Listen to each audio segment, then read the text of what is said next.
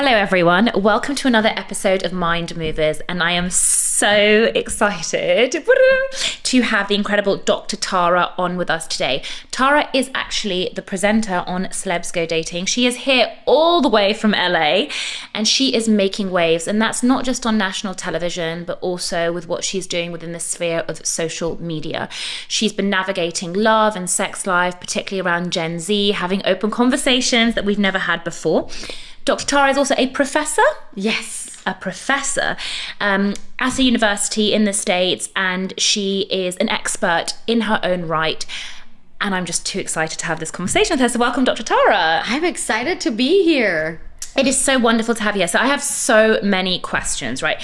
And the first question is, where I like to start from the beginning, how did you end up becoming a sex expert?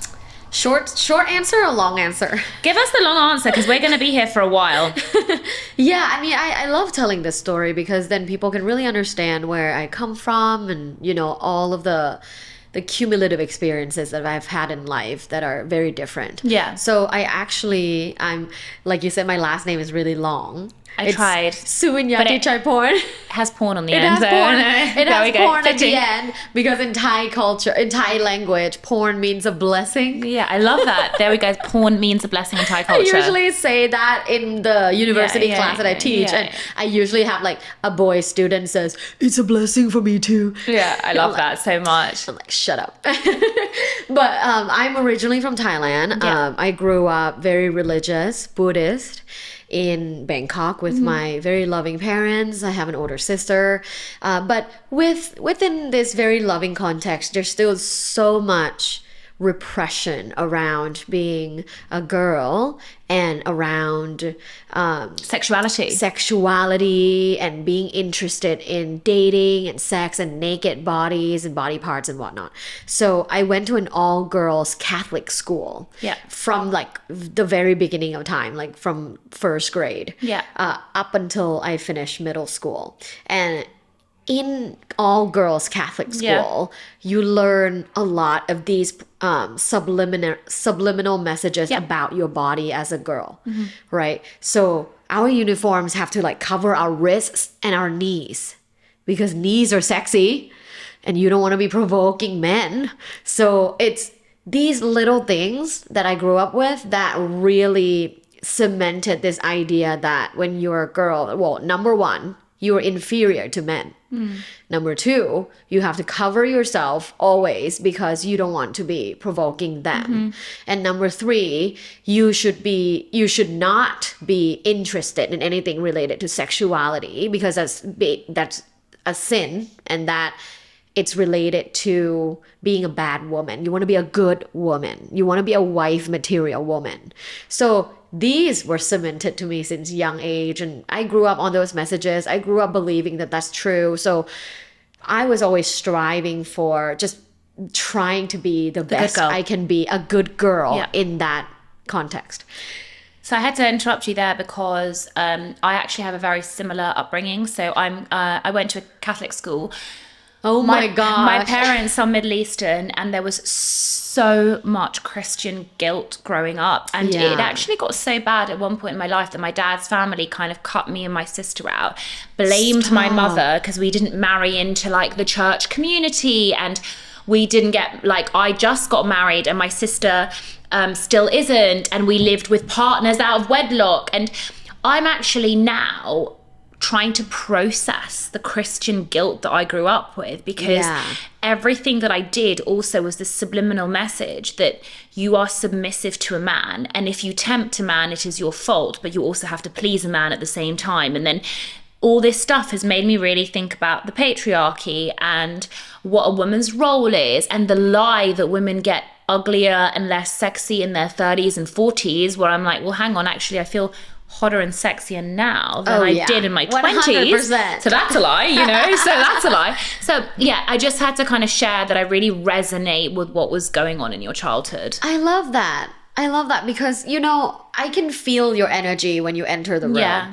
And I'm like, wow, this is this is a confident woman who has worked on herself and is working on Yeah. herself. And I'm the same way, right? Yeah. Like you never stop learning and Yeah. growing and working on Yeah. yourself. And I love that. Thanks Yeah. for sharing. No, thank you. And so continue going on. Yeah. So then I was able to leave Thailand. Then I went to school in Finland. And that was the very first time I encountered I guess more of a neutral ground between men and women, boys and girls, because their culture is very egalitarian, very like equality based, like gender equality, and also very body neutral.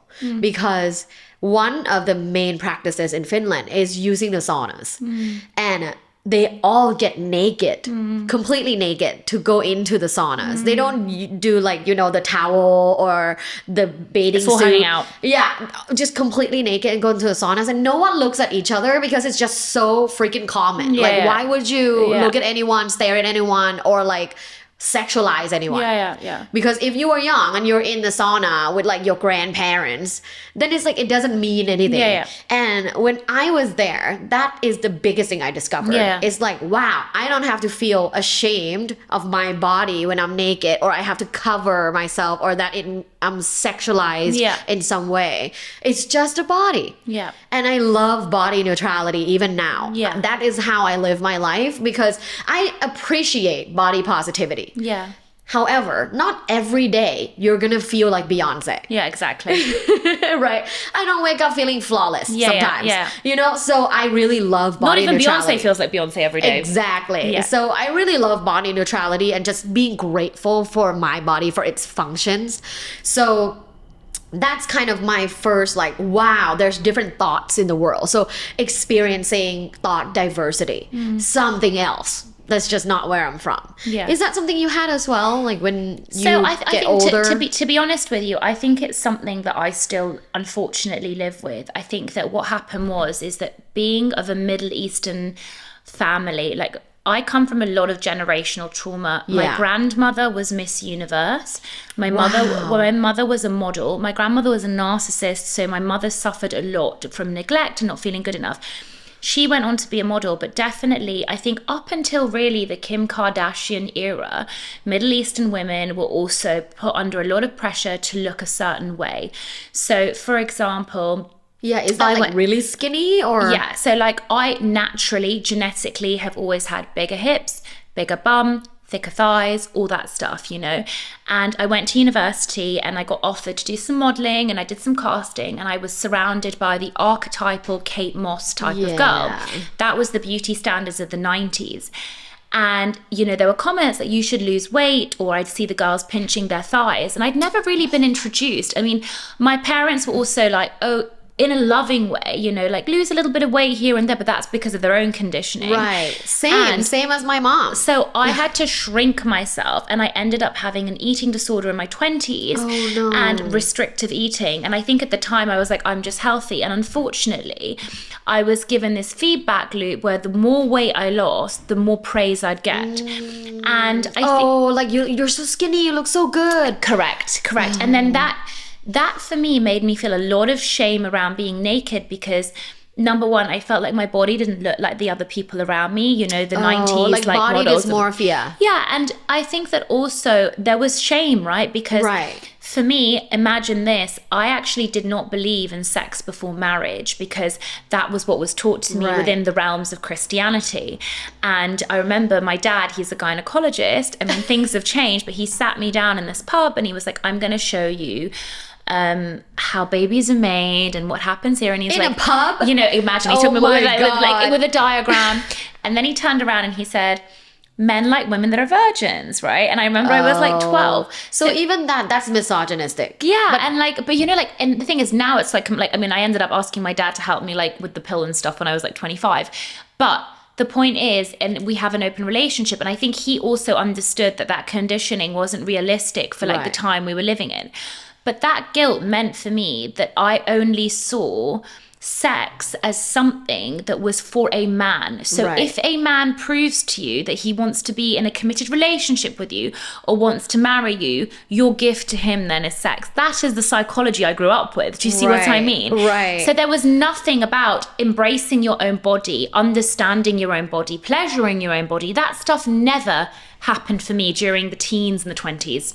Oh gosh. Yeah. So that's what happened, like, in answer to your question. But Yeah. No, I have similar experience with body dysmorphia and like not loving my body, especially in the era. I assume we're the same age because Kate Moss was also kind of our, the archetype of Typical like beauty, that's the goal, right? Like she's the it girl. She's cool. She's pretty. You want to be like her. And interestingly, on Celebs Go Dating last series, we had Lottie Moss on the show, Kate's little sister, and she said similar things of like, I was comparing myself to her, and like, I have, I don't remember exactly what she said, but along those line of my body's different. How we feel. Yeah. It's like, no, we're not Kate Moss. Yeah. Which was so interesting how that has affected millions and millions of girls around the world. Because at that point, you were here in England, I was in Thailand, but we're all affected by that body. How insane is that? I think, though, that's the difficulty. I mean, we'll go on to the social media thing because I don't want to deter too much from it. But if you really think about it, the problem is with trends is that we so heavily invest in what the trends say, and it's so transient, because when Kim Kardashian came along, everyone suddenly was like, I really like your butt. I'm like, I've been told my whole life my butt's too big. And then my mom's generation would still be like, your butt's too big. But then the generation that were like, no, Kim K's come along, she's saying big butts are cool. I'm like, okay, like now everyone wants my butt, Exactly. So what I'm trying to say is like, it changes all the time. Like now, like even for men, like I feel sorry for men, like all the time we talk about the patriarchy and misogyny, but to be honest, even for men, the immense amount of body image pressure on a man, like even think about the Finance song, 6'5", blue eyes, you know what I mean? Like now that's what everyone wants. If you're like short and don't make good money? Yeah, the thing is like we also have, but it comes and goes, but then someone comes along, I don't know, Tom Holland, who's like not 6'5" and blue eyes, and then everyone's like, oh no, actually, like that's the thing to follow. So I always say like it's so easy to get drawn into the kind of body image trends, and of course we're going to go into it, but like loving your body is really important. But I'd love to understand how the sauna experience kind of helped you further. So so tell me how it changed your perception. Basically, that's the start of my journey of like discovering the differences in thoughts and ideas and how I can form my own identity. From then on, I went to university. I moved to Los Angeles, went to university. I got my master's. And what was your master's in? My master's in human communication, but particularly looking at interpersonal interaction and cross-cultural interaction. So I was always fascinated of people, different cultures interacting, because I know that the world is becoming more and more global, and how can we understand all of these interpersonal conflicts people have from people from different cultures. But I was also studying different relationship aspects. I was studying, the very first paper I published as an academic was when I was a master's student, and I published an article on a study that I did on long distance relationships, because I was then in a long distance relationship and I wanted to research effective strategies in long distance relationships. So I was always researching and studying romantic relationships. But in my PhD, so I moved to Phoenix and I moved to Arizona State University. Were your parents okay with all this studying, like understanding that you were really exploring the notions of like the human body and relationships? I mean, considering the background that you came from, what you told me, like how were they receptive to the things that you were studying? Not at the beginning. I think they, for the lack of a better word, I think they wish I was more serious in their standards, right? Like they feel like what I was studying wasn't that serious. It's typical immigrant mindset. Be a doctor, a lawyer, or an engineer, right? Exactly. Like, why don't you study medicine? Medicine, or like even researching something like, public policy, or, why are you studying relationships? But I told them, longitudinal study by Harvard found the most important thing in life is relationships. Yeah. Not your career, not money. It's good to have resources, of course. It makes you get all the conveniences, but relationships is the most important thing in life. So why wouldn't I study it? But I went to get my PhD. The last year of my PhD, I was on a job market, and that was really like just a few jobs at that time for a tenure track professor job. At that point, I've always known for the last like 5 years that I would become a professor, because back in my master's degree, my advisor was telling me, like, Tara, for someone who doesn't even speak English as her first language, you're a really good teacher. Because back in the master's degree, I was already teach as an instructor, like a TA. So in the last year of my PhD, I basically applied for these like few jobs that existed during that time, and I basically got all the jobs. I got every job. So then it was about, where do I want to live? I wanted to live in California. I wanted the sunlight. I wanted to be actively dating and, you know, back in the scene. So how old were you at that point? 27. Okay. So I finished early, got my PhD, moved to LA, and then started teaching at Cal State University. Were you still in this long distance relationship at this point? No, that was done a long time ago, because I was reading my paper. I'm like, okay, I'm not doing 3 of these 5 things. Yeah. So obviously this is not working. But at this point I was single, moved to LA, wanting to be, you know, wanting to be actively dating and find my person. And at the time, I didn't know why I was rushing so hard. But I know why. Tell me, because I now know why. I think I can resonate with that. I mean, I feel like the universe definitely put you on my path, because I've been on my own healing journey. I was conditioned by my parents with love, who've been married and happily married and have loads of sex, by the way, for the last 35 years. And I was conditioned to believe that as a woman, well, number one, from a gynecology point of view, like optimal to have kids kind of pre-30. Yeah. So the biological clock. And number two, my dad was like, you know, and like some people might think like, he didn't say this verbatim, but... It's never verbatim. Yeah, but like, you know, like too. Men do desire a woman in their 20s, you know? Yes. So I think that like, so I went to university, there was all the Christian guilt. I met my first boyfriend when I was 22.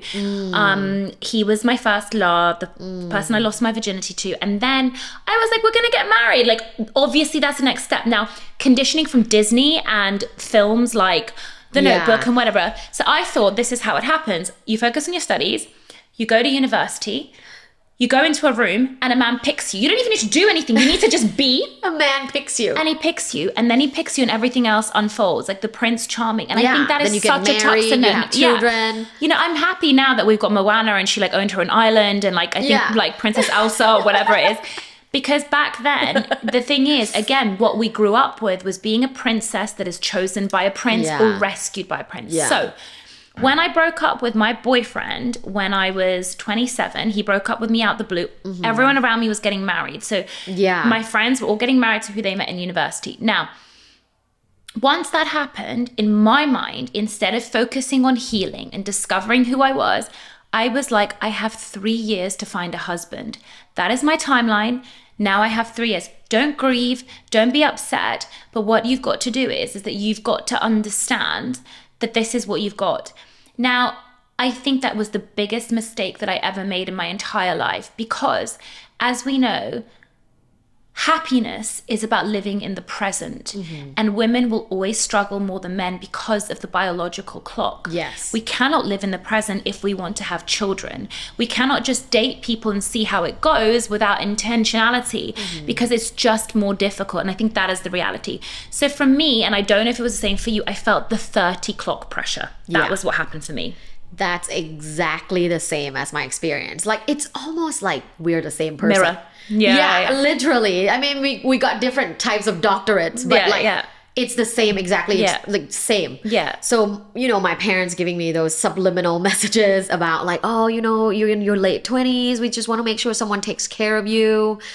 That vibe. And then also all the movies. And then also just myself. And and this is like very personal, but I've always struggled with perfectionism. Me too, of course. Just want to come off as perfect. Yeah. Want to come off as like, I got Achiever. my life together. Yeah. Like I'm doing well, got my life together. And not really perfect on the inside but perfect on the outside, right? So like just like you, I didn't spend time healing myself. I spent time looking for a husband. Right. Husband shopping, I call And it. it was fast. You know, at that point, I'm like, okay, I'm successful. Like I'm now a tenure track professor. I love my job. I have amazing friends. I have an amazing apartment. This is the missing puzzle. Yeah, what's next, yeah. right? I hop on Tinder and literally found the first person I found and got married to him. Yeah. Wow. Yeah. It was, I wouldn't say it was a mistake because I learned a lot from it, but definitely something that it's a huge lesson in my life is I didn't take the time. I ignored all The red flags? The red flags. And to be honest, he's a great guy, just not a great guy for me. We weren't compatible, but I ignored everything because he was so great on paper. He was handsome, tall, wealthy. He's a Buddhist, which you don't find a lot of that in LA. And he was really into me. So that's it. Checked all the boxes. Let's get married. We got married in 6 months. After meeting each other. Yeah. And then where did it start to go wrong? You know, I would say after a year of being married, I had this sense of like guilt that this is not the person for me. Why? Two things. First, we didn't have any chemistry. Like that sexual connection, the tension that you get with a person that you're attracted to. I didn't have any of that with him. And now Not to even in the say this, beginning? it just sounds so mean. Not even the beginning? No, but I ignored it because he's the perfect person on paper to get married to. He's going to be a good father. He's going to be a good life partner. Fuck sexual connection. We don't need that. Like, let's just get on with it. Have a perfect life. Come on, Tara. You can do this. So that was the... What was the second thing? You said two things. Yeah, so that was the first thing. The second thing was, you know, he had a lot of trauma that was unprocessed as well from his life. He had a very difficult life with his family. So for me, you can't have like two people that haven't worked on themselves, like be together. Yeah. And did he act out? he had a lot of micro behavioral things that I noticed that was like, oh, that's like, it's because of that. Because even when I suggest therapy, he's like, oh no, I don't need that. I even bought him packages to go to therapy. I bought him like a 5 package. Yeah. Like he didn't go. He refused to go. He believed he was healed from all these, like, you know, psychedelics and all these journeys he goes on. But it doesn't matter unless you like confront it yourself. Anyways, so that was hard. That was a huge barrier. But also just the fact that we didn't have chemistry was really hard. Because how can you build, like, so there's 2 camps when it comes to sexual attraction. Okay. There's the camp of you either have it or you don't. But yes, like things like it's ebbs and flow, right? Like things come and go, but you have to have it from the beginning in order to like build on it and maintain it. There's another camp of people, of scholars who's like, no. They're more logical, like you assess the relationship based on viability, and then sexual connection is just something that you can develop later on in life or whatever, later on in a relationship. And I used to be in that camp, right? Very logical dater, like find a person that checks the box and, you know, matches the papers. And I ignored this part. But however, after studying sexual connection and sexual satisfaction for now a long time, I learned that honestly, the camp of like, you need to have it from the beginning makes way more sense, especially if you are someone that values sexual connection. Not everyone values sexual connection, and that is completely fine. But if you value sexual connection, you should be in the camp of whether you have it or you don't. But my question for you is this, is that we often know that those that have that insane sexual chemistry from the beginning. So that's different. Yeah, the insane sexual chemistry from the begining when you're like, I want to rip each other's clothes off. And then we know that that ends as quickly as it starts sometimes for people, because that is, it's so solely based on that and the fireworks. And then when real life settles in, like you live with each other, there's problems, you know, whatever, that actually that becomes less important, because other aspects of that human being don't show up in the way that you need them to. Exactly. So there is two different types of sexual connection, right? There's like healthy sexual connection that actually propels your life, makes you achieve more things. I would say that's what I have now with my now husband is our relationship and our sexuality really propels like The relationship, my career. Yeah. We both are more successful. We make more money. We have more friends because of our sexuality. Yeah. And it's a huge claim. However, when I was in that previous marriage, I had a very dull life. Even though we were traveling the world and, you know, having a house like that's beachfront property, it doesn't matter because we just didn't have that connection and passion. There's people who says like, oh, you know, you just stick it out. Like, you know, you get everything else. Like you get gifts, you get trips. Like, why not? I'm like, but that's not what I care about, isn't it? Yeah. So when did it come to an end for you? Just a couple of years in. I couldn't get a divorce, honestly, because he was struggling so much. Like, you know, there's things that happened with his mom. There's things that happened with his brothers. Like, if I left at the time, I would be like a big bitch. So I stayed and I was the best wife possible.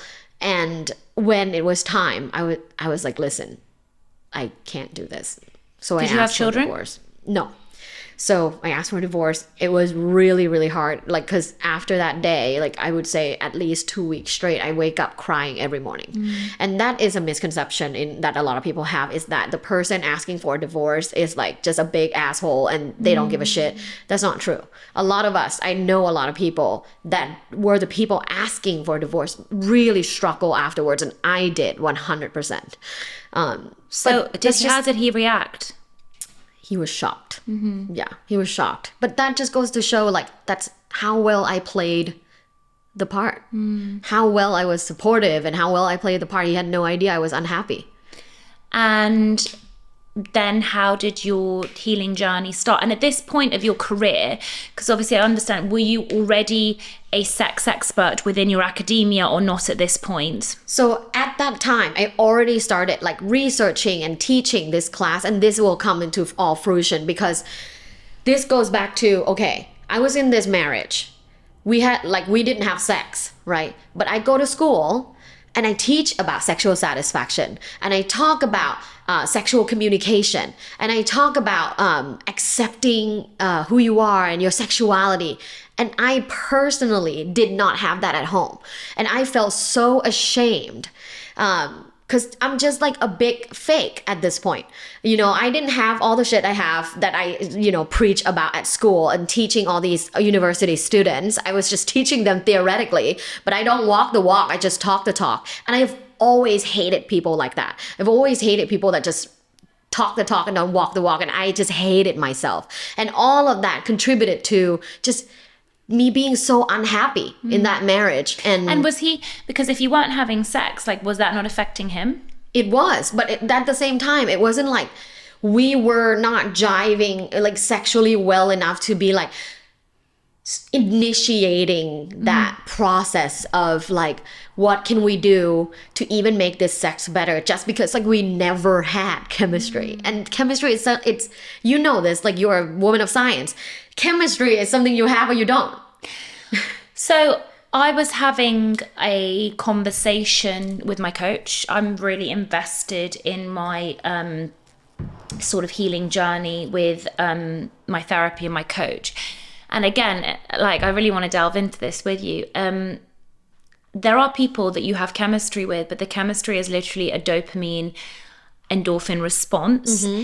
And it is also biological because this person makes you want to reproduce, and it could be because their physical features, right? Yeah.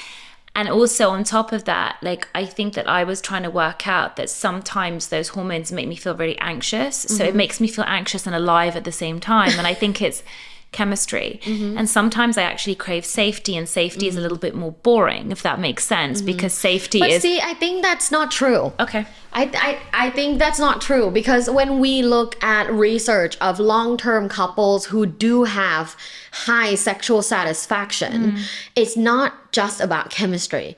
It's about connection. It's about having a healthy relationship. It's about being communicative, expressive, loving who you are so you can show up as 100%. You don't need this person. You want them. Yeah. You crave them. You want them. And I think the fact that there is this narrative of like, when you get married, life is just going to be boring and you should accept it. It's like, I think it's bullshit. Yeah, I think it's bullshit, and it's conditioning people to want a mediocre life.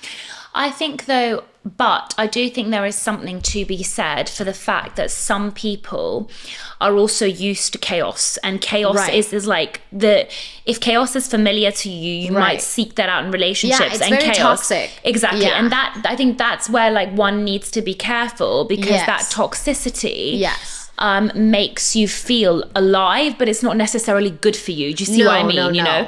So I think like that's a really important thing. But yeah, I think chemistry is a really interesting one. No, it's just one factor of a healthy relationship, right? There's like 20 different factors, right? When we look at research, there's so many other things like communication, personality, compatibility. There's interest compatibility, like so many things, even family compatibility.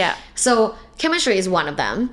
Whether or not it affects you heavily, it depends on what you value in a relationship. For me, I did not know at the time that I value passion so much, and that it propels my whole life, every aspect of my life.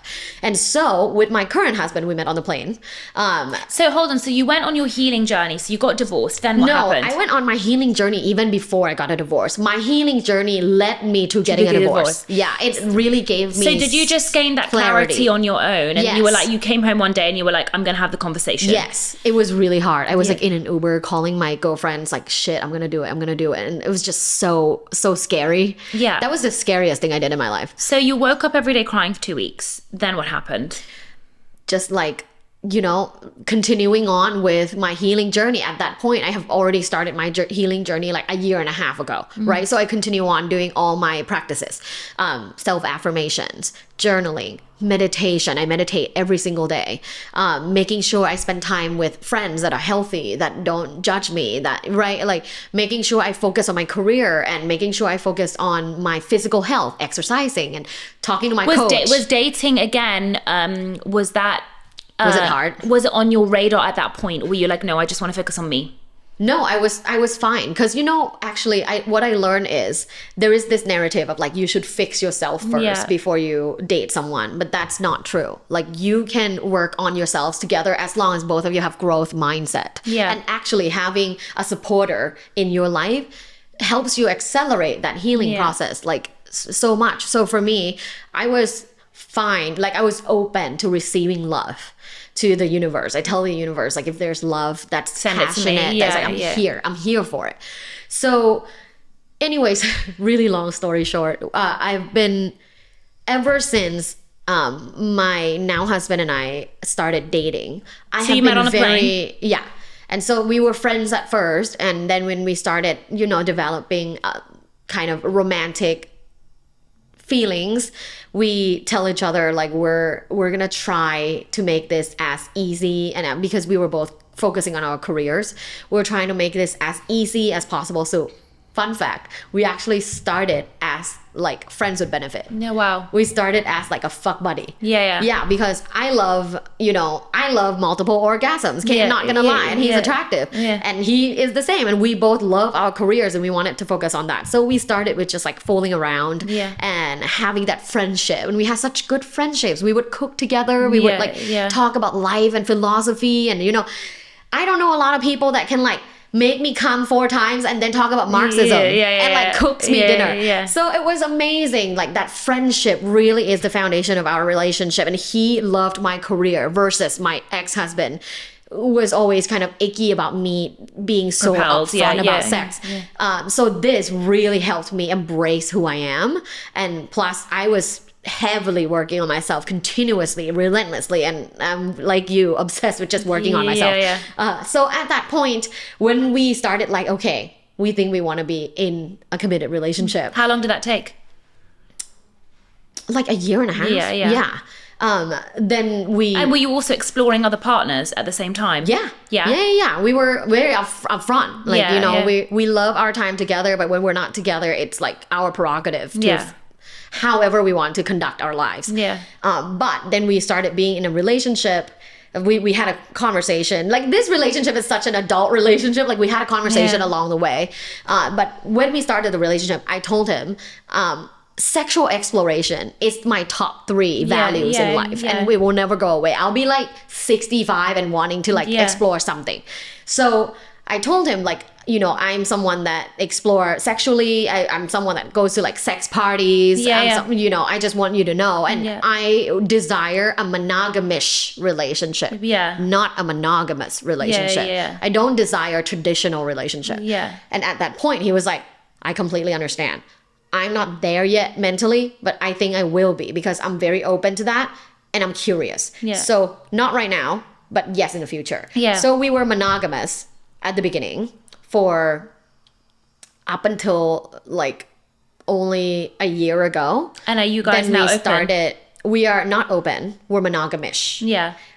Which is different. What's monogamish? So monogamish is like 95% monogamous. It's just like a regular relationship, because people always ask like, oh my god, do you guys have crazy days and nights? I'm like, no, every day is the same as you guys. We have each other. We're emotionally committed, romantically committed. We talk all the time. We support each other. We have shared finances. We're like just a regular married couple. But if you have another connection with someone else, do you kind of explore it? Is that how it works? No. Okay.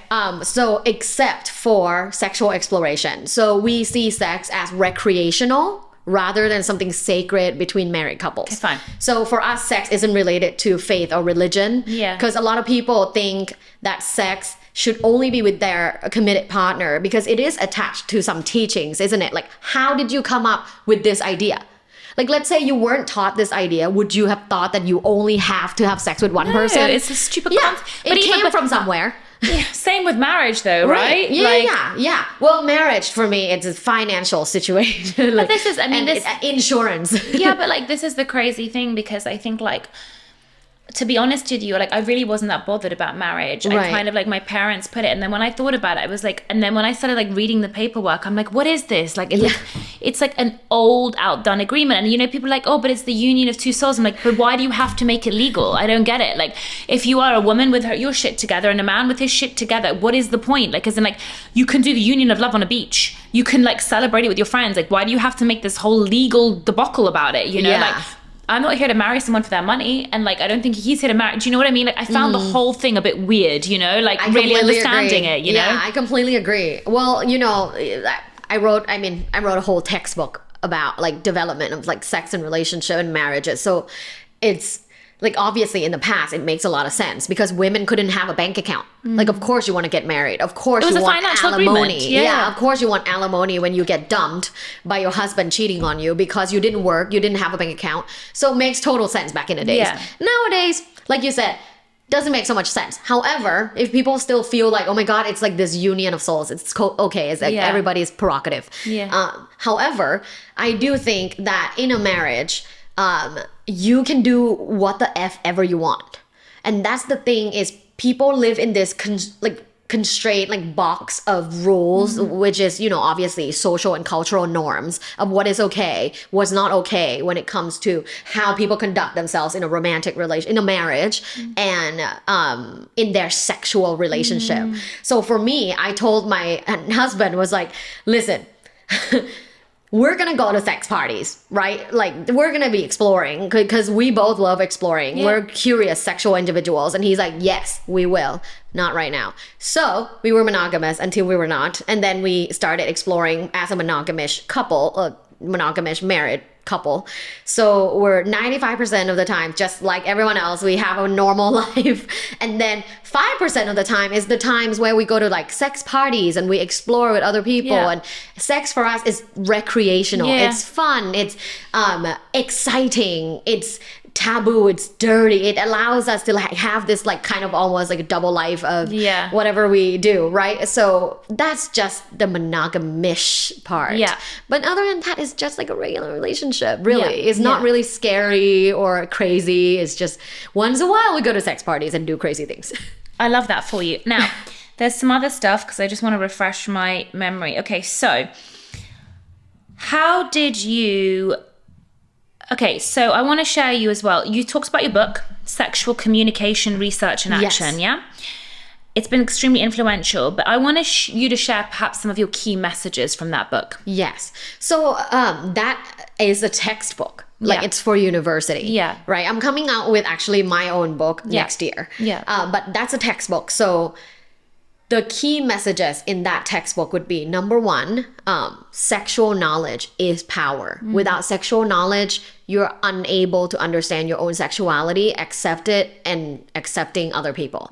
Number two, a lot of your own sexual fulfillment and satisfaction comes from yourself, which is a misconception that like someone gives you pleasure. No, you need to even have the capacity to have pleasure. What do you mean by masturbation in that point, or like more like how would you when you want to give yourself your own pleasure, how do you mean that specifically? Sexual mindfulness. Okay. Yeah, which is a huge concept that we talk about in the textbook, but also I talk about that constantly. I talk about it in my TED Talk. I talk about it in like every podcast I go on because it's free, but yet it's not like PSA around the world, right? Because it's not pharmaceutical. People don't make money from meditation.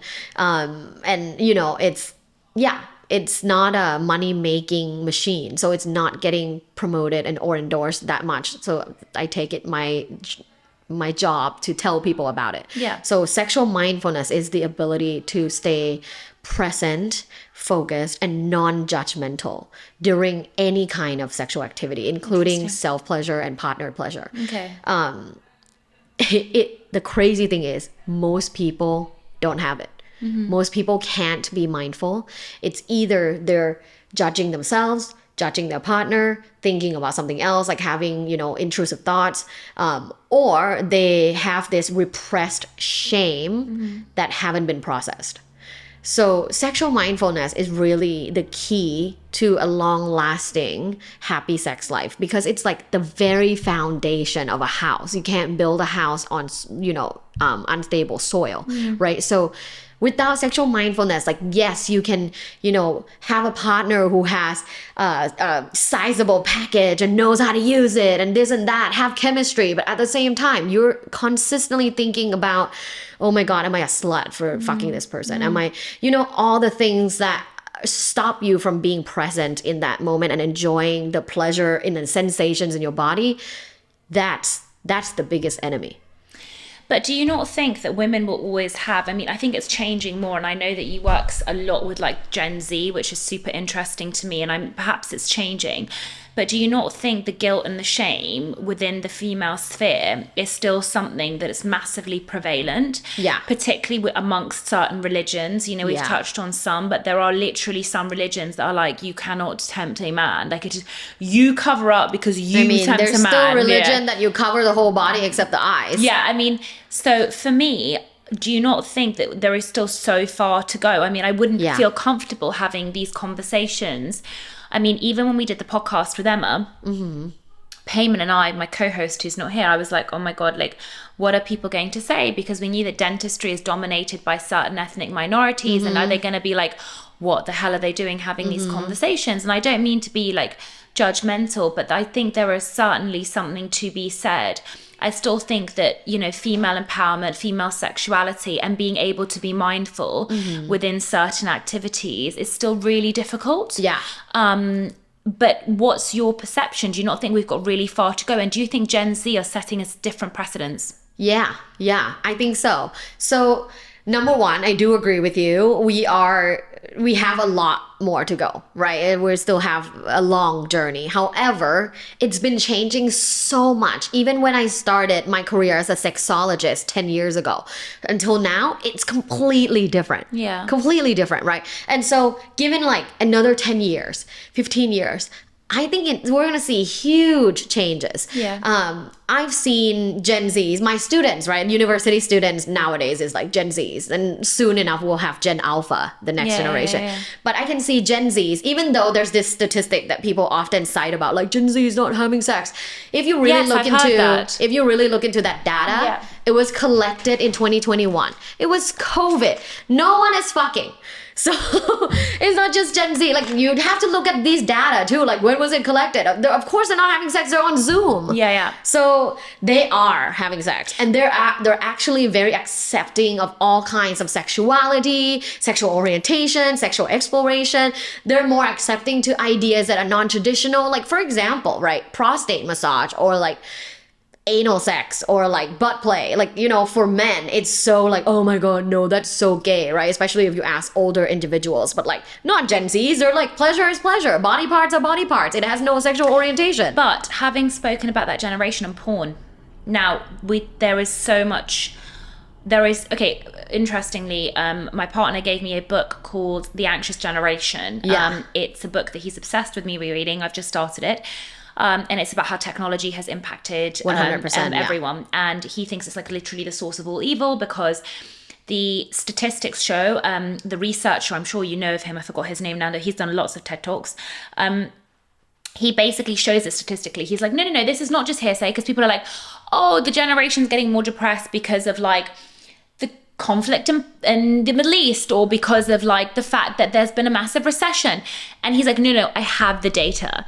Like, social media has a huge hard part to play in anorexia, body image, etc. And obviously the big thing for guys was porn addiction and the inability of young men to be able to talk to women. But what do you think, what is your view on the porn industry and the part that porn has had to play on the younger generation? Oof. Okay. So we have to first not generalize all porn. Yeah. Because not all porn is bad. There are bad porn and there are good porn. And there are companies that work really hard in being transparent in producing these, we call erotic films. These are like art. Yeah, it is pleasure. Yeah, it is kinky and taboo. But at the same time, it was produced ethically. So we call this genre ethical porn. And it's not produced to be addictive. It's not produced to show violence on women that are non-consensual. It's not produced by sexist pigs. It's not produced where all these performers are not paid enough, right? Like, these are consensual individuals having fun, kinky sex because they want to and they get paid for it, and it's made as an erotic film. So there's ethical porn. There's also ethical audio porn, right? There's big companies that do audio porn. So there's that genre of porn where if individuals and couples use it in a regulated way, actually has positive effects in their lives. We have seen in research where individuals that feel like they can't have a quote unquote normal sex life, aka like disabled people, for example, whether it's a seen disability or unseen disability, something you can't see, people still feel like they still get sexual satisfaction from watching porn. And that's just like one benefit for a big group of people, right? But there's also research that shows couples that watch porn together like once a while as a strategy in bringing excitement and novelty to their sex life have a better sex life. Yeah. So there's those benefits that we can't forget. However, there are a lot of bad porn, right? Because the industry for the longest time had gatekeepers of these powerful men who were gatekeepers, who were really just like 3-4 big porn producing houses that were producing all these videos. And a lot of them were sexist. A lot of them didn't pay the performers well. A lot of them, it's just made in a way that to be addictive, to be, violence on women that are uncalled for. So there are bad porn, and there are people who rely on porn quite relentlessly in their whatever pleasure journey. But interestingly, porn addiction isn't a diagnosable like condition. There's no porn addiction like in the textbook. Yeah. Like there is, sex addiction, though there is. Overconsumption. Yeah, there's overconsumption of porn, and anyone can be, a victim of that. And at the end of the day, I think it's kind of like, have you ever gone hunting? hunting in London, not London, in England. Yeah. As in like for animals. Because like people do that, right? There's like a whole tradition of like people shooting and stuff like that, and like, yeah, that kind of stuff. I mean, I've never engaged in those activities. I mean, in the UK, I guess, I'm so not a country girl, like, you know, you can see here. But it is like one of traditions. Yeah. Right? Like I've seen Downton Abbey. Yeah. It is a tradition. Right. Yeah, and like definitely like my university friends got involved in that. Yeah. So it's like, okay, it's like guns in that sense, right? Like, is it the person, you know, is it like porn exists? It exists. Like we can't make it go away unless the legislation changes. But it exists. How you use it is in your power. Yeah. So for me to blame porn for your problems is kind of like, I think though, like, look, You know? I've had loads of conversations, and I don't want to give him lots of airtime, but like I have loads of about the rise of like male misogyny online, particularly when it comes to certain influencers. Andrew Tate, we know that. But I think that what troubles me the most is that we've had such an incredible narrative of men essentially subtly hating women, and I think that message comes across quite strong. And the thing is that I'm also not part of the camp that's like, women should rule the world. I really think that the problem is that we have not found a way to collaborate instead of actually separating ourselves. And I think the kind of like the internalized misogyny of some men, but also the actual fact that a lot of female hate men is really not helping our environment and our progression. no. I have an amazing relationship with men. I know that I'm really lucky. I absolutely love my dad. He was my king. He was the best dad, the best husband, still is, okay? He actually set an unrealistic expectation, because when I started dating after my first boyfriend, I was like, why are men so shit? Like, it really shocked me that some men can behave that way. But I genuinely had no problem like asserting boundaries. There have been a few instances in the last 5 years of my life where I was like, oh wow, that was actually misogynistic, you know, or I think particularly in the workplace, I've recognized, I'm like, no, why haven't women given opportunity? Why is there a conference and not a single female? Why haven't, you know, and there's certain like things like that where I'm like, okay, I can see it. But I've never felt hugely threatened. And I don't want to say this lightly, because I know that people say, how can you say that women don't even feel safe to kind of get into an Uber late at night, walk at home at night? I know that these are massive realities. But I also think that if we're going to progress in the world, it's not about doing only female conferences or only male clubs. Like, I think collaboration is beautiful, and that's where we're really going to find that happy medium. That's the thing that I think is really important. And actually, I like a balance of energies. I like some men around and some women around. I like that balance of energy. But I think the rise of toxic masculinity online has become a problem, only because when I suddenly find a 13-year-old boy and his friends like attacking a video because Andrew Tate might have said that something that I was saying was really offensive when it's not, that's when I think it becomes a problem, because we are not having the right people influencing. And I feel sorry, because I feel like there is a generation of young men that do not have good role models. That's my view online particularly. You're right. And honestly, it's been like this every generation. Like even our generation, you're a millennial, right? Even our generation, or even a generation before, there's always been, people have always had some bad role models. It's just that now it's amplified due to social media, right? So social media does give a lot of opportunity to a lot of people, right? To democratize like money, to give them opportunity to be heard and to organize, right? Like people have organized, you know, protests or like whatever they are passionate about. There's people that, you know, got a record deal from singing on TikTok. Right? Like it's crazy. It's definitely an amazing tool in that sense. It gives so many people opportunities and destroys gatekeepers. Which is really, gatekeepers are problematic, right? However, just like porn, right? Like the internet or social media is also a place where there's so much misinformation and bad information. And when you are not literate, or you don't have like the emotional intelligence or critical thinking, then of course you're going to fall for narratives that are I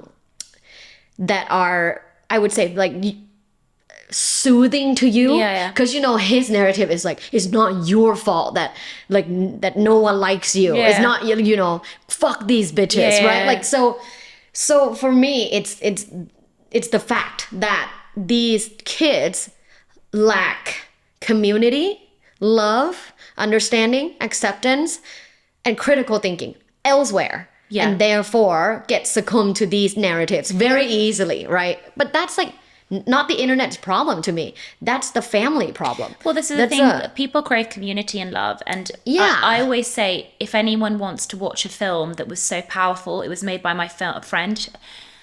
It's called You Resemble Me. Ooh, and I gotta watch it. It is about the female suicide bomber in Paris when the whole Je suis Charlie thing was going on. Anyways, it turned out it was all fake news. She wasn't the first female suicide bomber. My friend that made the film, it's incredible. She went on a journey because when she was working for Vice, she got asked to interview the mother, and the mother only let my friend in because she looked like the daughter, hence the film You Resemble Me. She recognized how the media was perpetuating all this fake news. Then she created this whole beautiful film about the childhood of this female suicide bomber. Children are not born saying, I want to join ISIS. It is a segregated part of community that doesn't have love, was part of the French racist system, that came from an abusive alcoholic home, that was separated from her sister and gone from foster care to foster care. So guess what? When a community comes along and it's like, we're going to give you love, we're going to give you affection, we're going to give you a job, we're going to give you security. That's why she joins ISIS. Not because she wants to bomb the world. Do you see what I mean? And I'm 100%. Not excusing, but this is the thing. Like we need everyone come from somewhere. Correct. And we need to understand, like you said, what is their childhood? What is their conditioning? What support do we have? My guest a couple of weeks ago from America, he used to be an addict, a drug addict. And he was like, addicts are sent to prison. They're not offered help. What if we offer them help first? You know, when they did that in Portugal, you know, they had Portugal at one point had one of the biggest problems with heroin. They said, okay, cool, we're going to actually give you the heroin. So there were hubs, but in those hubs, that's so radical. Yeah, I love it. But they had doctors and they had an opportunity for you to get clean, and then they reduced the numbers by like to a third or something because that's very interesting. The addiction. Why? Because they offered those people help. Do you see what I mean? You know, so I think that's really important. I want to ask you as well about your TED Talk. So tell me, how did the TED Talk come about? What was it about? I didn't have an opportunity to watch it. So tell me. Okay. So it's ultimately it's a talk about sexual empowerment. It's briefly about my story coming from so much sexual shame to now basically celebrating my sexuality and talking about it unapologetically to everybody. But the data behind it is based on my study that was looking at intrapersonal variables that predict long-term sexual satisfaction. I surveyed 5,000 people. Wow. I really wanted that redundancy in data. Like I wanted to make sure it's not just like 100 people, right? Like I surveyed 5,000 people. I collected data over the 2-year period and ran statistics on like these different variables to see what are significant predictors of long-term sexual satisfaction.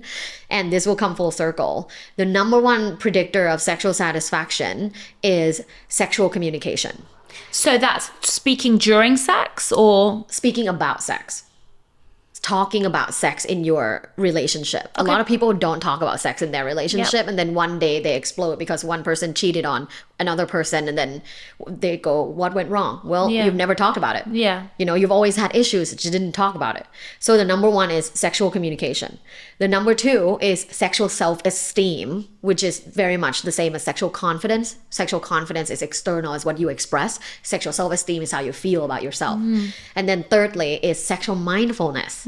So these three variables, powerful intrapersonal communication variables that predict long-term sexual satisfaction. These three variables are the things that you can do. These three are in your hands. You have the power to do all these three and have an amazing, a healthy, good sex life if you decide to do them. So I want to delve a little bit more into relationships, because this is really interesting to me. Do you believe there is such thing as a soulmate? Yeah. And one soulmate only? No. Yeah. Yeah. So tell me a little more, expand. I read a lot about Eastern philosophy. I think for me, I am really my whole, belief system, my persona, what I stand for, everything is a marriage of Eastern and Western philosophy. Because I'm from the East. I was taught all the Eastern philosophies. I'm a Buddhist. My mom doesn't believe in Western medicine, always make me these weird, bitter broth. Yeah. So I have a lot of Eastern philosophies in me, but then I was trained and taught in the Western world. So I'm a marriage Me of too. both. Yeah, yeah. I think that's why we connect so Yeah, well and yeah. have spicy conversation is because we're similar. So for me, the discussion of soulmates is taught actually a lot in the Eastern world, and it's not that you are connected to just one and the only one person. It's you're connected to a bunch of different people that you've met in your past life. Because So Buddhism, you believe there was a past life? right? Because in Buddhism, there's Yeah, reincarnation, yeah. and even this life, when you die, you're going to reincarnate to be someone or something. And so your soulmates are the people that you had met in your past life, and something happened. It bonded you together, and you will always meet them. Yeah. So you meet them now, you'll meet them in your next life. I was listening to a really great podcast with Sarah El-Madini. I don't know if you know her. She's the one. And she was talking about twin flames. And she was saying that either your twin flame is your mirror or your partner. It's not necessarily someone you end up with. And maybe as your mirror, they come, they teach you something, and then they go. It doesn't mean they have to be your partner for life. Yeah. And I found that really interesting, because I think that we can have lots of different soulmates and people for different reasons. So I think that that's really important. Now, do you think that... I have a question for you, actually. So you believe in soulmates. Are you with your soulmate now? So this is really interesting. So let me tell you a little bit about me and my partner. He's possibly one of the most beautiful people I've ever met in my entire life. Love that. He's incredible. He had a different past life to me, so dare I say he's a man in finance, but he definitely had a very hedonistic life. That's completely opposite to me. When we first dated, we had gone on 5 dates, and I very much got the impression that he was emotionally unavailable. And I was on husband shopping duty, because I was You had your checklist. We reconnected because actually I was going to Burning Man and I needed advice on a camp. And then he said to me hey, why don't I help you? Now, emotionally unavailable men, I love an avoidant. I love an avoidant. So I was super attracted to him. I was super and he was very much he was your kind of Euro, kind of very... He's got his shit together, but he has that kind of I'll take a boat in Greece. He's Greek, right? Yeah. And I loved that. And it was all very intriguing. When I came back from Burning Man, that was about a year later, after we had first dated. He was do you want to meet again? And he actually asked for a second chance. And in his second chance, he said to me, he'd done some work. He actually went celibate for a bit. And this is the interesting thing. I think that he thought that he was constantly trying to get a high from new experiences. So new partners every weekend, and the parties, constant dopamine. Yeah. And that, I think, couldn't allow him to be in a monogamous relationship. He actually at one point thought he didn't believe in monogamy. And then his father passed away. And when his father passed away suddenly, the importance of family, I think, initiated something in him when he was actually, I want a family. Yeah. Because it was the siblings looking after each other, the legacy that was left. You see what I mean? All these different things. So when he came back, I was in a different mindset. I was I want to kind of go on my own healing journey. And I think that he's been a soulmate. Has he been my only soulmate in life? No, I think I've had a few soulmates. And that's How long have you been together? 6 years. And are you married? Yeah. And because you didn't believe in marriage. Yeah, and I think when you got married, what's the rationale? So I think that, my God, this is deep and personal. Yeah. So we didn't really care, as in like we had the conversation about like I don't really care. Like I felt like I got to that stage where, as I said, like I was like I wanted to do it before I was 30 to hit a box and show everybody and take the photos. And then I was like in my 30s and I was like I don't care. Pandemic hit. I was like at the height of like my career like booming and all that stuff. And I think that we had talked about, but my father was like, I don't want a baby out of wedlock. It meant a lot to him and his family. Oh, so I think it was a more like the honoring, like he wanted to kind of honor it for your family. I kind of like the engagement bit of it more than the actual, like, I was like, I like the fact that somebody's like, hey, like you're mine, and the gesture, you know. But like, it was just, I think when I started seeing the paperwork, it really made me start thinking about patriarchy and what was the point. And like, I didn't understand, because even if we did it like on a beach with a shaman, I think it would have felt more in alignment, if I'm honest. Right. It was the whole but like, you could have had that too. Yeah, and I think we might later on. But I think it was the whole like your vow renewal. So we did like the whole like civil type thing of it. Yeah. So yeah, and I think that like what he's really allowed me is that I've been just like you on a healing journey, I think for the past 10 years, if I'm honest with you. Yeah. And it's really fucking hard, because you're like, I want a complete healing. I want a complete healing. I know, and then you realize like it's just a lifelong journey. Yeah. And I think like what's really important is like he's really open. He's allowed me to be me. And I think like, as you said, as strong, empowered women, that's really, really important, because I was in a really hideous, controlling relationship before him with a narcissist. And I remember dulling my shine, dulling my light, isolating my friends. And it's really hard when you're naturally a very strong woman to kind of be. What I'm trying to get into alignment now is the construct of marriage seems really boring for me. And it shouldn't be, because my partner isn't boring and my life is very exciting. But I think what I see around me and the conventionality does not align to me. Right. But that's when my coach is like, you want to take your kids to Burning Man? You take your kids to Burning Man. Like, you make marriage what you want it to be. Exactly. That's why it's very refreshing to hear from you what you want to. But we have had open conversations, because what I have said to him, unlike you, I have never got to explore my sexuality because of the shame.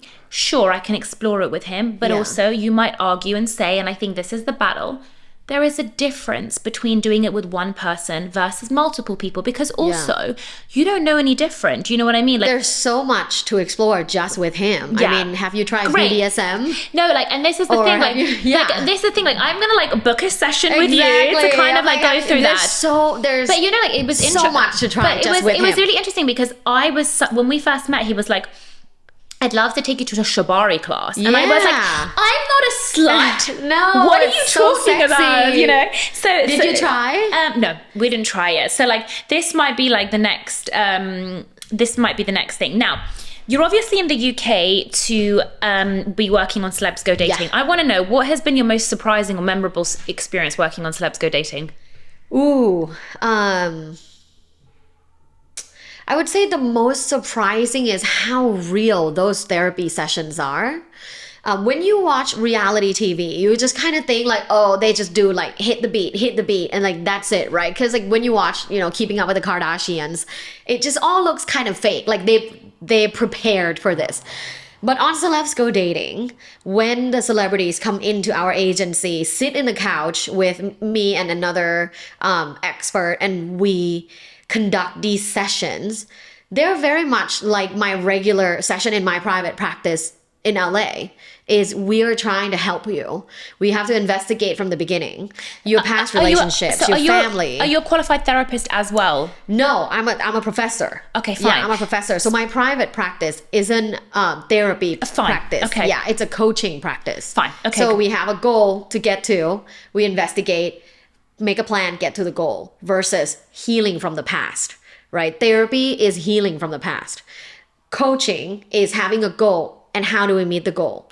Okay, so I've got a question for you. So I have both. I have a therapist and I have a coach. So you said to me earlier that, for example, like, so say you've got a client that comes in, and then the client's like, because I'm trying to understand like the difference between the therapy and the coaching.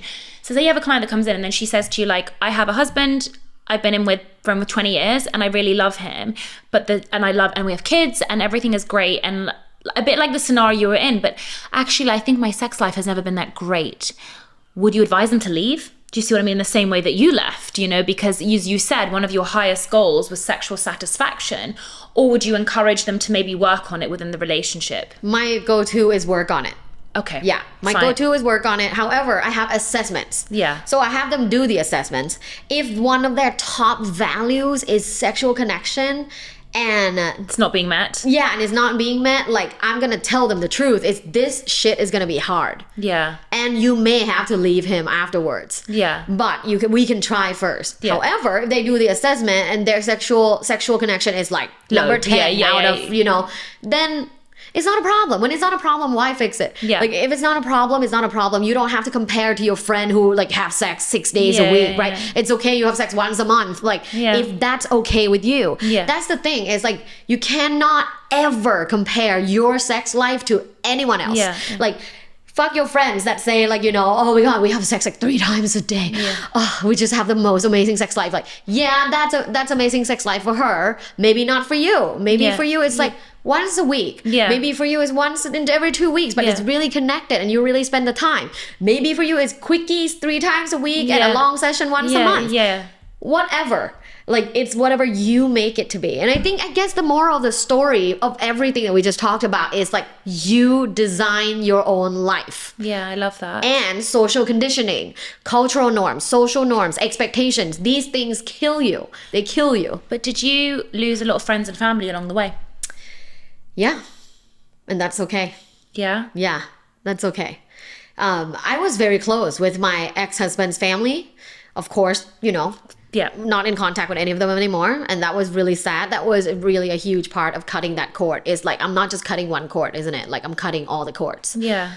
And that was really hard. A few friends that I became really close with through, you know, mutual friends in our marriage. Like all of those I had to, you know, kind of regulate, like, because we're all still friends. How do we show up in places where he's not there, I'm not there? So yeah, like, but at the same time, I wouldn't change a thing. Like currently my life is 10 out of 10. My sex life is 9 out of 10. Yeah. I haven't seen my husband for like 2.5 weeks, but that's okay. Yeah. I will see him soon. But you know what I mean? Like I think because I embrace who I am and my values and my desires, and don't think that I'm a bad person for wanting something non-traditional, finally I get to live the life you and want. Finally people see it. And even though they don't want the same life as me, a lot of people don't want the same life as me, they still follow me and still love the messages I give. It's because it gives them permission to be themselves. And when it's non-traditional, not just in sex ways, like in other ways, they feel accepted by me because I accept myself. Yeah, no, I really love that, because I've seen your TikTok, I've seen a huge following as well. I mean, with this social media, the rise of social media, how did that happen? Honestly, I think it's just because I don't give a fuck. And was this in the last 5 years, the rise? It's just the last 3 years. Yeah. It's huge. And it was just organic. You were like, I'm going to put this content out. All organic. I have never bought any followers, never like paid for anything. All organic. Anything I paid for was actually my team. I paid for a team that puts out content 24/7. Yeah, I have that with so my I TikTok. definitely paid for that. Yeah. But really, I think people were craving sex education because sex positivity was on the rise. A few years ago, a TV show called Sex Education in the UK started. I remember. It was really popular, I was in LA and it's huge in LA. Yeah. So I knew, and then Euphoria came, and then, you know, all the shows that really highlight sex positivity and not being ashamed of your sexuality came. So with that rise of sex positivity in the media, I was like, oh, okay, like the world is ready for something like this. And at the same time, my students in the university were really encouraging me. They were like, you're so funny. You should have a social media account. At that time, I didn't have. Yeah. So 3 years ago, I started TikTok, Instagram, and just start putting out content. Yeah. And like 2 years later, I hit 2 million followers. And then, you know, celebs go dating, like the casting people reach out. They want a sex expert on the show. Yeah. I get to do this show. It broadened your opportunities, which is what I found as well. I mean, before the rise of social media, I was like turning up to like TV studios and journalists' office, and I was like, you're going to write about dentistry. I mean, dentistry is less sexy than sex, but you know what I mean? Very important though. Yeah. It's a huge self-confidence factor, isn't it? Having nice teeth. Yeah, so, but I definitely pitched it out to the media, and I think there was like, you know, the rise of denfluencers, you know, became like a big thing. Oh my God, denfluence! Yeah, there we go. And like, you know, today I got a phone call from a big kind of like morning TV show. Like I've done like a lot of documentaries and TV shows and things like that. Like I think social media has been great, but I think like really importantly is like understanding your messaging. And I think for me, messaging in terms of like an educative point of view is really, really important.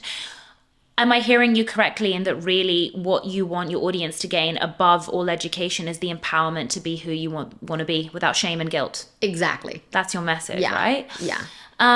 So I've got another relationship question before we wrap up as well. You had brought this up. I had got really obsessed with Esther Perel. Esther Perel was definitely like a female that helped the female empowerment journey. And I think her reframing of infidelity is extremely powerful, although there is so much shame and guilt. And of course, I'm saying you should never have that go out intending to hurt another human being. You know, that's not the whole point. But I think infidelity is an extremely complex subject. And I noticed that you said, you know, like, you brought up the whole sexual aspect, that some partners cheat because of a certain like sexual need not being met. We know there's emotional. Research found that's one of the top 3 reasons. So what is the one of the top 3 reasons for infidelity? Sex. Yeah. Lack of attention and interest from their partner. And not just about sex, just lack of attention in general. Emotional. And then third is, you know, there's always going to be shitty reasons, right? Like it's cheating. They want like extra validation, but that's their problem. You know, that's their personal problem, that instead of fixing through like therapy and wellness, they chose quick external validation from cheating with someone that's quote unquote into them. So there's all these reasons. However, just a disclaimer, like I would never blame people that get cheated on, right? And it is still important to understand that in every scenario, it takes 2 to tango, especially when it comes to relationships. So you can't really excuse yourself completely out of the equation and completely 100% blame the person that did the deed, because even though if it's 10% of contributing to the factor, or if it's 50% or whatever, you're still there. And the fact that your partner isn't comfortable enough to have a conversation, that they're unhappy, that the reason why they engage in infidelity, the fact that they weren't comfortable enough to have this conversation, it tells me that your relationship is unhealthy. If you cannot communicate your true feelings, your relationship is unhealthy. And when the relationship is unhealthy, it's usually not because of one person. It's because of 2 people. So I think what has been interesting, I had a conversation with an amazing friend on Saturday who's the mother of 4 children. She went from 1 to being pregnant with triplets. Yeah, I know, naturally. Wow.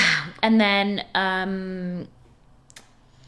she told me that she found out that her partner was cheating. She said that the marriage became difficult when more children came. And I hear that a lot. I hear that the children's side of things can really kill the sex. And whilst I understand that it takes 2 to tango, I think it's a really, really difficult element. It is. Especially when you've got more than 2 or 3 children in the mix, you know, because it's a lot. It's a lot. And I think the woman has to burden a lot. And men, did you ever watch the documentary? What was it called? Oh, you know what I'm talking about? That dating website where people were cheating. Oh, Ashley Madison. That's it. Yeah. And then you also see that like... Well, that guy's just trash. The Christian guy? Yeah. The one that was like, the one that had like 3 kids. The one, and was pretending he was like holier than thou. And then like, and then they kind of like got back together. But I was like, it, you know, like he talks about the like, the banality of like, you know, like normal life and then coming home to kids and a wife. So I say, I get that it takes 2 to tango, but I think really like mothers have to be given a little bit of grace 100%. for the difficulty of like, especially when they're the ones left to deal with the kids. Like, you're not going to feel the 100%. sexiest with like sick down your like top and like weight gain and all that stuff. So I think that is something where we have to just give a bit of grace as well, you know? 100%. I think that that's two different issues for me. Yeah. One is the couple not having healthy communication. That's what I'm saying. It takes two to tango, not the cheating part. Okay. So, yes, you are a wife and a mother of 4 children. There is definitely communication factor that you can be doing better in your relationship that will not only benefit the relationship, but will benefit the children. Yeah. Children can feed off a parent's energy. They feed off of role model, whether they're good or bad or mediocre. So that communication between two people needs to be very, very strong. And that is something everyone can do. The sex part is completely different. The sex part, if there's an issue, see a therapist, see a sex coach, a sex therapist, sexological body worker, somatic worker, whatever. There's so many modalities when it comes to sexual wellness. But that's a different issue. Yeah. The communication issue, though, is something like, for example, if the husband is feeling neglected by the wife because the wife spends all the time with children because she has to, right? Then the husband should have said something. Yeah. And if the husband says something, the wife, does she go then, hey, but listen to me, here's where I'm coming from. Yeah. I spend all my time taking care of the children, right? So there needs to be communication and compromise. Yeah. However, a lot of these couples can't find a moment of compromise because a lot of times they are very defensive of what they have to do. And rightfully so. Like you said, like, if you're a woman taking care of 4 children and then also on top of that probably have to work, is there energy to have sex? Exactly Probably not. Yeah, probably not. But so that's why you have to talk about it. Listen, babe, I have no energy. Yeah. So what can we do at this point? Is it childcare? Is it staycations? Yeah. Is it that, every once a month we put the children in childcare or grandparents take care of them. We go on a staycation and we have a connecting sexual session together. What is the solution here? Because blaming each other is not an effective strategy at this point.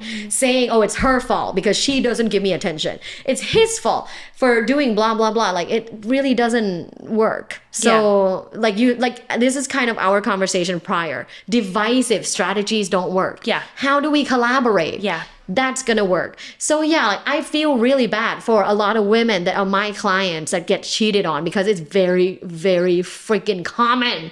It's so, but do you think so they can frustrating. I mean, do you think, but interesting, like what I find fascinating about Esther Perel's conversation is also the notion of like women cheating as well, because I think that happens a lot more than people think. And I'll never forget the example she gave. She talks about in her TED talk about her client called Priya, and Priya comes from like the perfect, like, strict Asian background, and she does everything to be the perfect daughter and the perfect wife, and then she ends up like cheating on her husband with the tree surgeon that's like covered in tattoos, that's completely different to her husband, and having an affair with him. And it's like, oh, okay, but like Priya is living the adolescence that she never had because of the repression, and I think that people think that this is so black and white. I've had many debates with people, and as I said, I do not endorse the type of behavior, but it's complex. We're complex beings with complex experiences, and we need to understand. But do you feel that a lot of your clients can or cannot recover from cheating with their partner? Like they can work through it, or do you feel like too much damage more often than not has been done? That's a great question. And now that I'm thinking about it, it's really 50-50. Really? Yeah. There's actually quite a few people that couldn't cope and had to get a divorce. I mean, granted, okay, like one of them like had sex with a wedding planner. There's like no coming back from that. But like I'm like, when they come see me the first session and they tell me the situation, I'm like, no, guys. Yeah. I don't know. So you do a lot of couples work too? Yeah. I actually do like majority couples work. Because it's usually either the wife or the husband find me on Instagram and it's like, oh, what she's saying, I resonate. Let's reach out. Let's meet her. Let's see what she thinks about our situation. So that's like typically how it goes on. But yeah, like people like that, where another one is like, he like secretly goes to these sex parties and by himself in a different city and tell her that he goes on like business trips, for example. Like something like that is never going to work. She wants a monogamous relationship. He doesn't want a monogamous relationship, like just by the core. It won't work. So I just tell them that. Yeah. I just tell them, well, listen, I can help you. We can come up with a plan, like coaching, right? We can come up with a goal, then formulate a plan, but you must stick to it. But they can't stick to it because the guy isn't meant to be. Yeah. That guy, not every guy, that guy isn't meant to be in a monogamous relationship. So for those people, get a divorce. But there are people that, so for example, one of my clients had lapse of judgment in Vegas, right? That they came in together. She's heartbroken. She's the breadwinner, doctor, breadwinner. They have one child. He feels super neglected because he's kind of like his masculinity somehow. Yeah. He's always left taking care of the baby because she does night shifts, and always tired. And so at that point, they haven't had sex for a year. Yeah, wow. So he went, to bachelor's party, Vegas, lapse of judgment, had sex with this one person, right? And super guilty about it. But anyways, they actually continue on to text.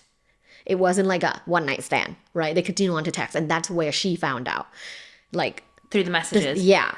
And so that was really hard. And everyone was heartbroken. However, they were able to come back from it. We worked on it. We formulated a plan of them having a more proactive sex life. Don't take it to the back burner. Obviously, it's important to both of you to feel desired and happy.